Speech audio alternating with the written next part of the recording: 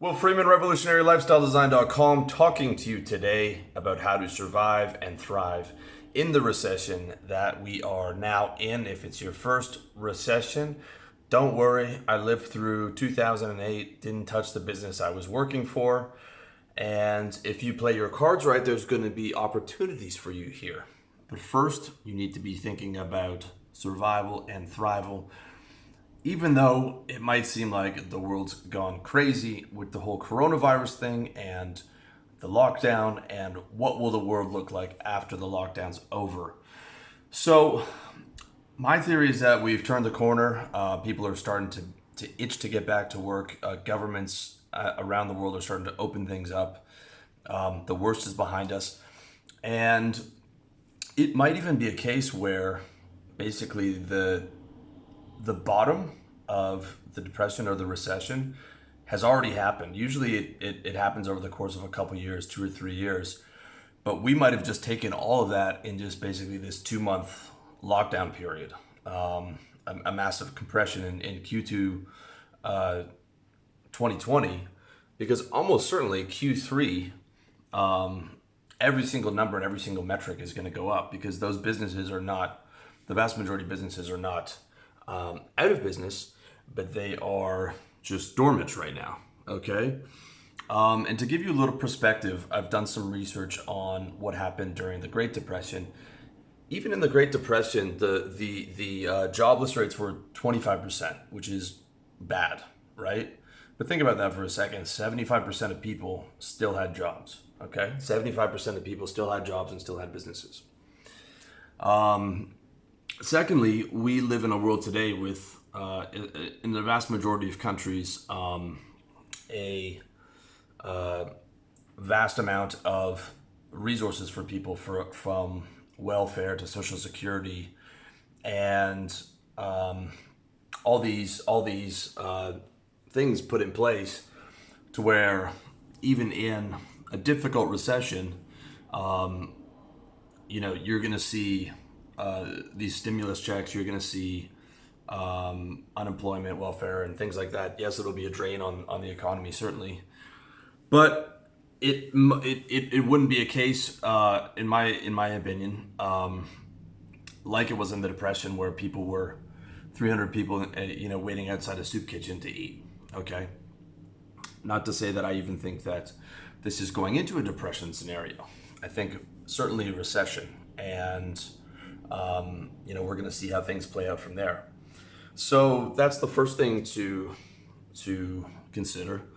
We're going to get through this. The worst is behind us, in my opinion.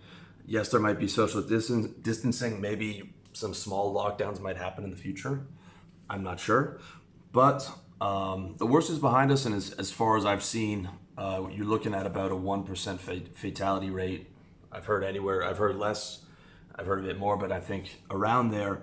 Usually people who are elderly or comorbid, meaning they've got some type of sickness or health problems already.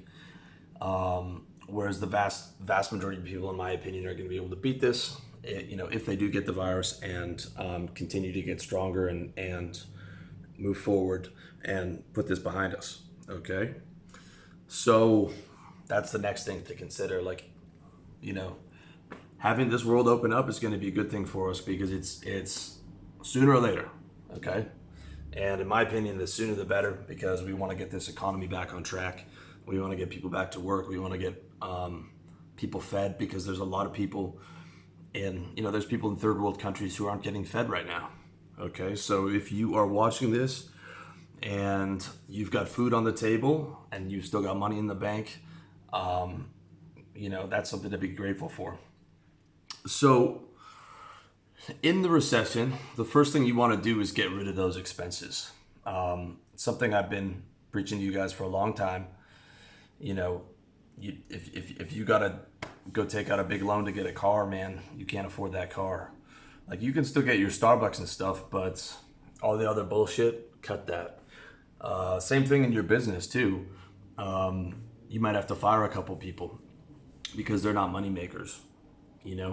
Don't fire your sales guys. Keep all the people that bring money in, but you might have to fire some back office people, and you might have to do things a bit more efficiently in terms of the people that are liabilities in your business. Okay, now that's not an insult to people who aren't client facing.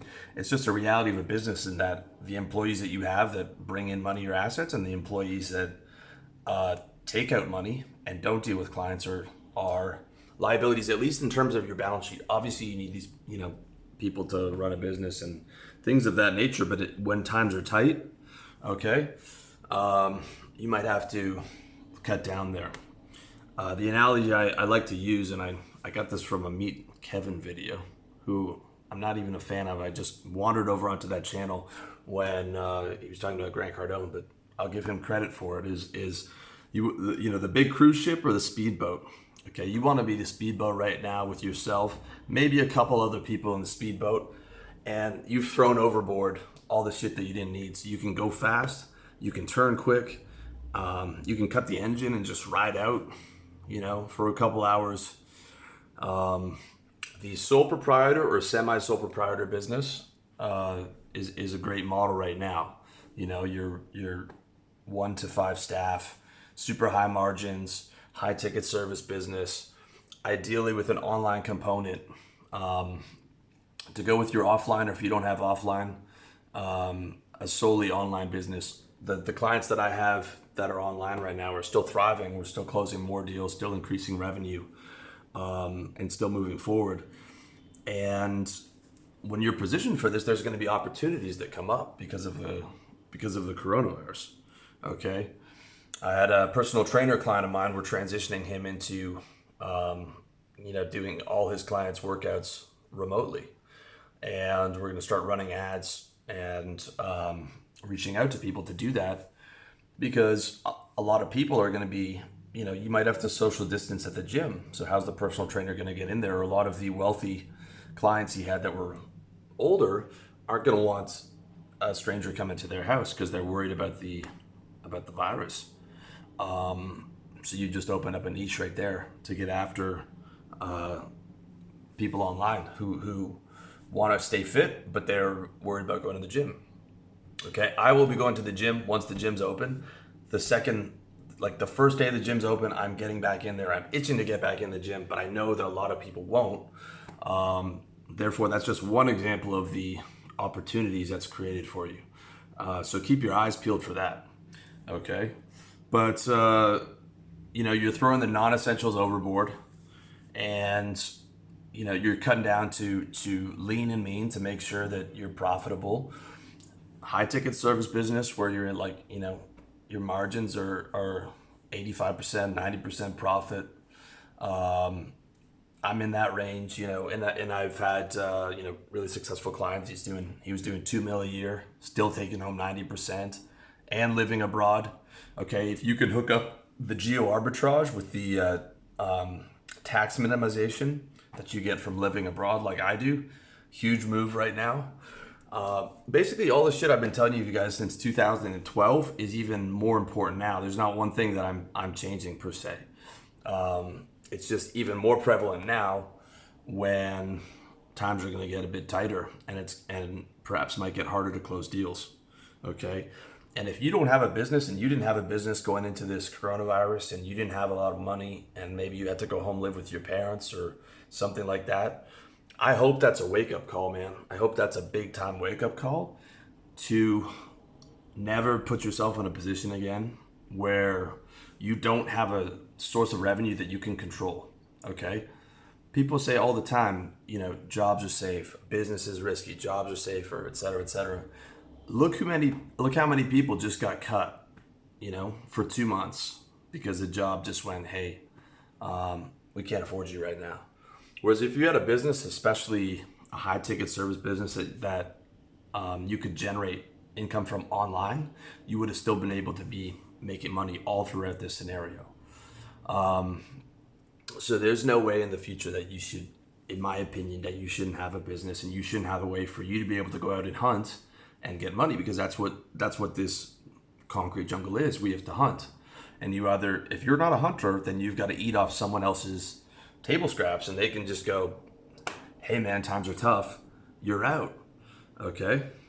Just like I'm telling business owners to do now. That's why you want to be a business owner. So that never happens to you. Okay? If you're not already. If you are,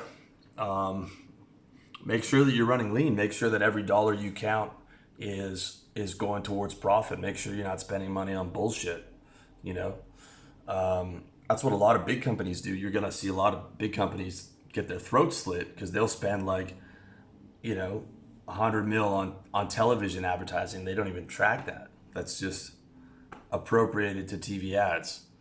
Because the guy's running a big company has never started from the ground up. He's not an entrepreneur. He hasn't learned to manage every single dollar and make every single dollar count towards the business and make every single dollar be reinvested in something that's profitable. Okay? There's 32 million small to mid-sized businesses. I remember Grant Cardone saying 10 mil might get cut in this recession. That might be true, but don't let that be yours. The way you do that is being in the right business, the high ticket service business. Okay, that is going to allow you to survive and thrive throughout this period. I've got clients who are architects, developers, and they're still going to have more clients that want to work with them than they have time for. Okay, because they're operating on really high margins and high ticket deals. I had a client of mine who's an architect close a $100,000 deal during the first few weeks of Corona. Okay, because there's still demand for what he's doing, and it's high ticket, and you can still fill up your calendar over the next 2 years to where you've got more clients than you have time for, in the right business. And the wrong business right now are those low margin product based businesses, man. They're gonna get murdered, especially if they're bricks and mortar. Or a guy bought a franchise and used his life savings to do it. Not the move, okay? If you want to see more on what to do with your wealth right now, check out my economic survival guide, which I wrote maybe a year ago or a year and a half ago. There's going to be a link below in the description. But for right now, I hope that you guys are in cash. I mean, I've always been a cash guy. Cash or CDs or some bonds where you can get at least a couple percent return. I'm not a big real estate guy. I think real estate's great for wealth protection, but you don't want to have too much of your cash illiquid. I think for most people, for most guys who are looking to get rich, you shouldn't buy a house and you shouldn't invest in real estate. That's something you can do after you're already rich. If you, with the main idea being, I want to take my money out of the banking system so it's not subject to inflation, and have it in an actual hard asset and hedge against currency risks and banking risks after you're already rich. That to me makes sense. Other than that, hedging across multiple bank accounts. Okay, I've got bank accounts in a couple different countries is certainly useful. And making sure you're with the right banks, because you don't want to be in the bank that is failing. I could see one of the big four American banks not fail, but have to get bailed out, because I think they will bail them out. And you don't want to be sort of biting your nails while they're looking for the bailout. So let's say you're an American, I'd have accounts with the big four, and Citibank, JP Morgan, Wells Fargo, Chase. And I would also pick up some BMO Harris and TD Bank. Those are the Canadian accounts. And they're a lot safer than, or in my opinion, their balance sheets look a lot better than America. But if you've got 250 grand, I mean, Singapore is Singapore, Switzerland. That's the minimum deposit for DBS or one of the good Singapore banks. If you want to protect your wealth, that's the place to do it. But if you don't have a lot of money, I would suggest, and maybe obviously you can't travel if you don't have bank accounts set up internationally. I try and open up accounts with all the major banks, knowing that you know all of them aren't going to fail, and you've got your money spread out just in case.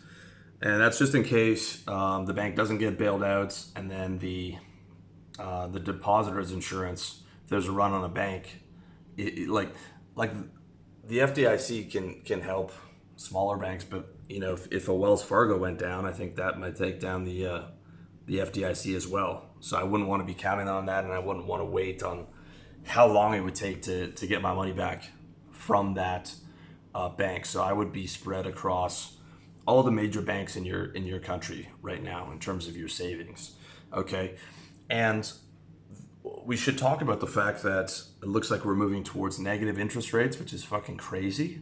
Okay, so what do you do in that situation? Well, you've always had inflation to worry about, and now you might have a percent or so to worry about from negative inflation for the bank charging you to hold that money.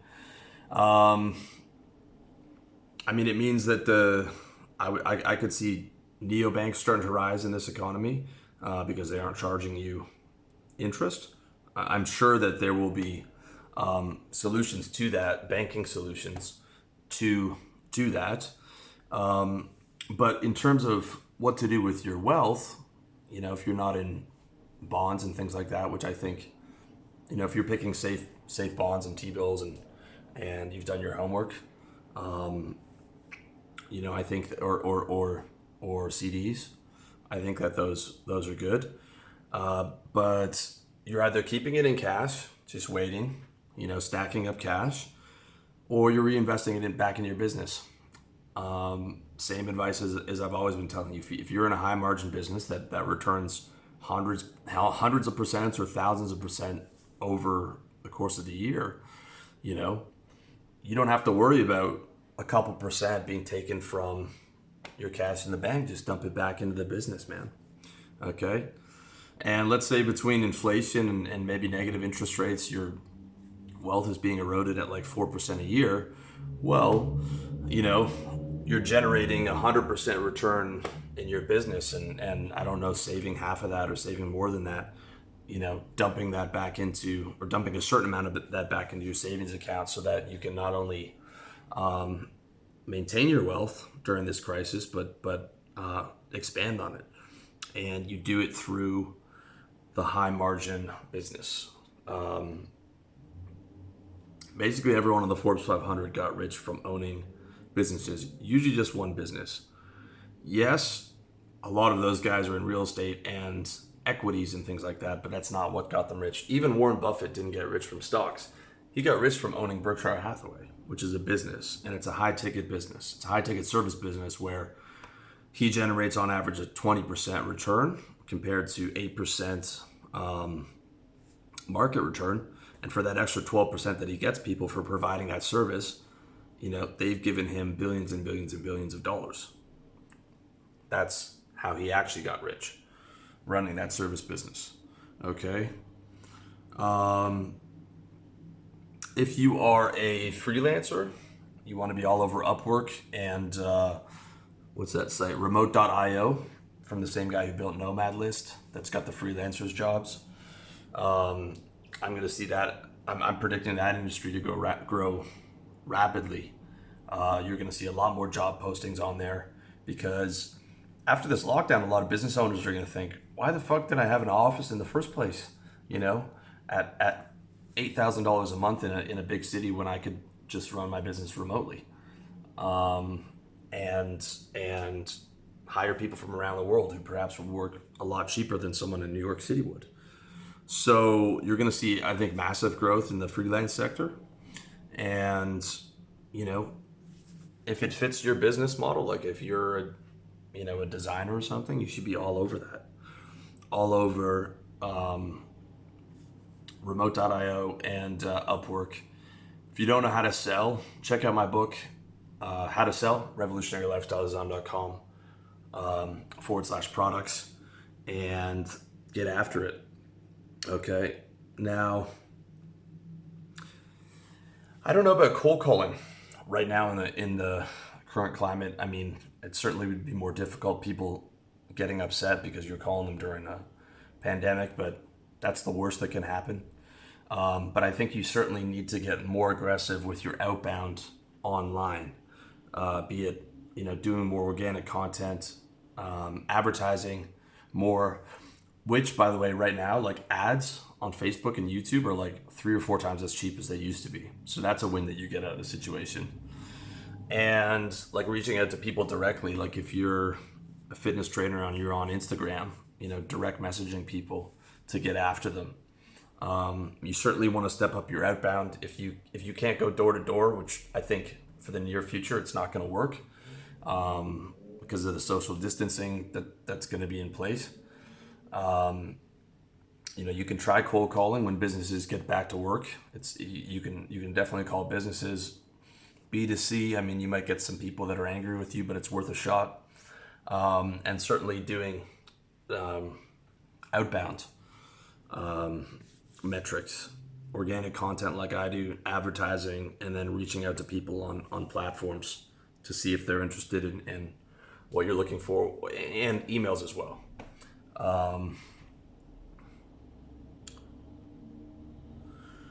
So one thing to keep an eye on in this current economic climate, which is insane, by the way, crude oil, I don't know if you're watching the charts, is at negative, is at a negative. Okay, the chart is absolutely insane. I'm going to have links to all the charts below in the info section. But crude oil is negative. Gold didn't move, which is interesting in response to that. Just confirms what I've already known as someone who was a professional trader in my early 20s. I actually made money in the markets. The company I worked for granted me $3 million in buying power at the time. No one knows what the fuck they're talking about in terms of market prediction. Nobody. With the exception of hedge fund managers and guys who make a living on this stuff. And even then, they're right like maybe 65% of the time. Okay? They're still wrong consistently, just in a smaller fraction. The economists and all these people, you just need to tune them out. No one knows what they're talking about. I mean, very difficult to have predicted a negative crude oil price, except for Dan Pena. Dan Pena did say that. In his usual polite way of saying things, did predict that. But you would have thought that would have affected gold and other commodities and things like that. But just goes to show you how unpredictable things are. That's why I'm not a huge gold bug or a huge commodities bug, because I just don't know where those things are going. Like when I'm getting rich from a business, and then once I get the money out, I'm just trying to protect it. Okay? And I'm trying to protect it in, I use the banking system. You might not like that, as well as having physical cash. You can go and get some physical gold, but don't think that you're not at risk for gold market fluctuations. Also, look what happened in the lockdown. I had a former client of mine who had the bulk of his assets in physical gold. You can't use that in a crisis scenario because no one's buying gold. You can't just go to the bank with a duffel bag full of gold. You have to go to special gold dealers and they'll approve it and things like that. But in the crisis,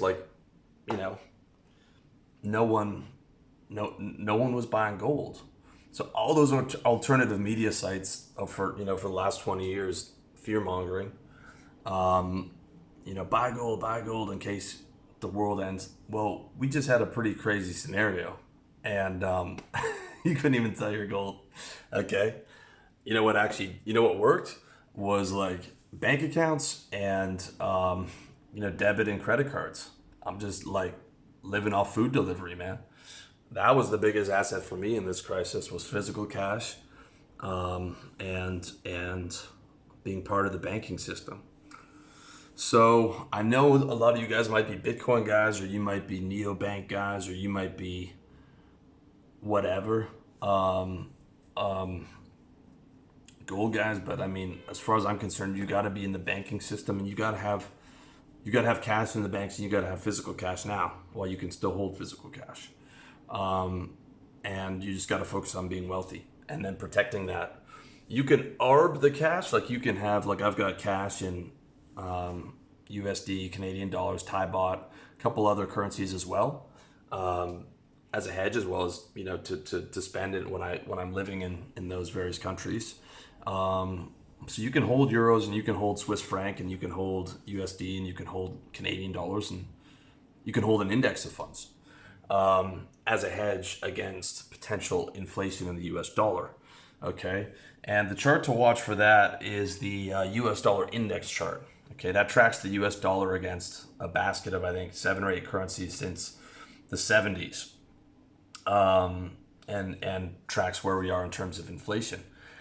Interesting thing to note was that during the Great Depression, the US dollar actually went into deflation, which is crazy because I'd always imagined that the Great Depression was like the Weimar Republic in Germany, massive hyperinflation, wheelbarrows full of money. And that was probably my biggest financial fear. Is my biggest financial fear is hyperinflation in the US dollar, because I get paid in US dollars. And I've got a decent amount of money stored in US dollars. But in a depression scenario in the past, the dollar actually went through deflation, which is excellent if you are owning US dollars and living abroad. It means your dollar is stronger compared to whatever the local currency is. So that would be another potential win in this type of a scenario. But it's worth having a look at the US dollar index chart, which I'll lay out for you. I'll also give you a chart of the oil price history to see how crazy that looks, and another chart on inflation. So you'll actually be able to see, because people think, inflation, right? Like inflation's a factor in the money supply. It is, but there's years where there's deflation. And the Great Depression was multiple years of deflation. And then since then, there have been little pockets, every couple of years, or, every 6 or 7 years, there was a deflationary year. So that gave me a lot of confidence seeing that. Also, in terms of US dollar hyperinflation, keep in mind the US dollar is the world's reserve currency. I've lived all around the world. Everywhere in the world, people like getting paid in US dollars. They believe in US dollars. People use US dollars everywhere in the world. Everywhere in the world, you can exchange US dollars for the local currency. Everywhere. Okay? And because there's such a worldwide demand for US dollars, even if the US central bank prints a lot of money, there's still going to be enough demand, I think, to prevent a hyperinflation scenario. And, I've got clients who are ex-Wall Street guys, and they told me, like, the US has one of the best central banks. I know what you guys might be thinking about central banks or whatever, but look, if we're looking at this from an economic perspective, there's a ton of sharp people there, and the last thing anybody wants is a hyperinflation scenario, including the bankers. Okay. People will want to, the U.S. government looks at the U.S. dollars as probably one of, if not their biggest assets. The last thing they want to do is see a hyperinflation scenario and see the U.S. dollar no longer used as the world's reserve currency. That is the absolute last thing that they want to happen. Okay. So there will be factors in play to make sure that doesn't happen. And there's a massive demand for it worldwide. And here's an interesting thing. The value of the US dollar in that US dollar index might actually rise in a crisis, because where are people going to go? Yes, people might buy commodities and things like that, but, people are going to still need currencies to actually, hold in banks and actually spend. What currency would people move into in a crisis? They might very well move into US dollar, because it's been a beacon of stability over the last 30 years. Now, you could say maybe the euro, but with England leaving, who knows if the euro is even going to exist in the next 5-10 years, or Swiss francs, but there's not enough Swiss francs for people around the world to buy. I mean, they don't have nearly the supply of the US dollar. So keep your eyes on the prize in terms of inflation, but I hope that information and the charts will make you feel a bit more comfortable about protecting your wealth. However, if you are American, like most of the people who watch the videos, I would suggest multiple bank accounts, getting that money spread across as many major bank accounts as major banks as you can, with the aim of getting in with the big banks, even though their balance sheets are fucking terrible because they'll probably be bailed out. You don't want to be in one of those little banks that goes under and the government doesn't give a shit about them, or a purely online bank. Although you can keep some money in a neobank for transactions or whatever. But you want multiple bank accounts, you want physical cash, you want to keep your eyes on the prize in terms of inflation. You might want a basket of currencies. You might want multiple accounts around the world, although you can't pick that up right now, but it's certainly an asset moving forward. You might want to get you some bonds or some CDs as well, and maybe a percentage of your wealth in commodities, as a hedge against a general currency risk.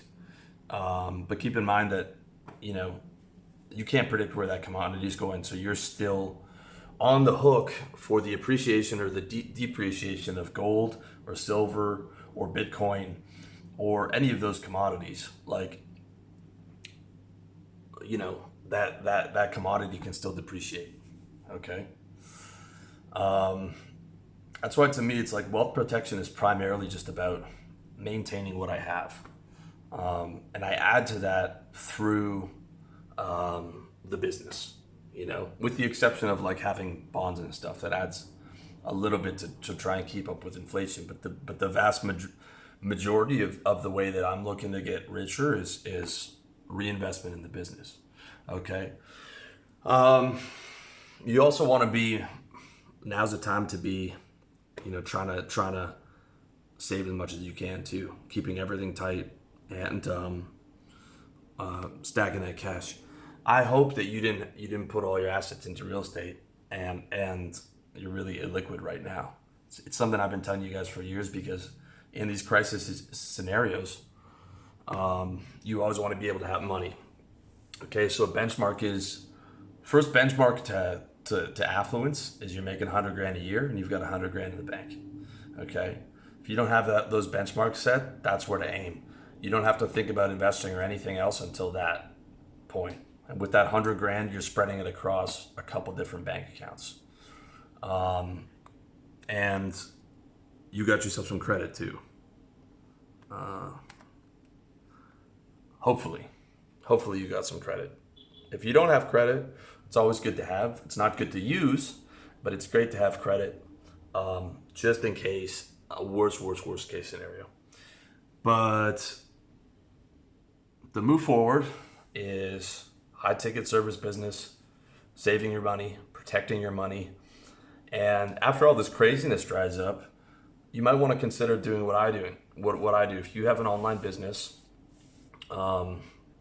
and you're making good money and you have a good savings, you might want to move abroad so that you can legally optimize your tax bill and take advantage of currency arbitrage in Asia or South America or Eastern Europe. It certainly makes things a lot more comfortable. Now, am I fully comfortable being locked down in a Eastern European country where I don't speak the language? It's not ideal, but the ideal factor is the cost of living is so low. You can live in the Philippines very well for $1,000 a month.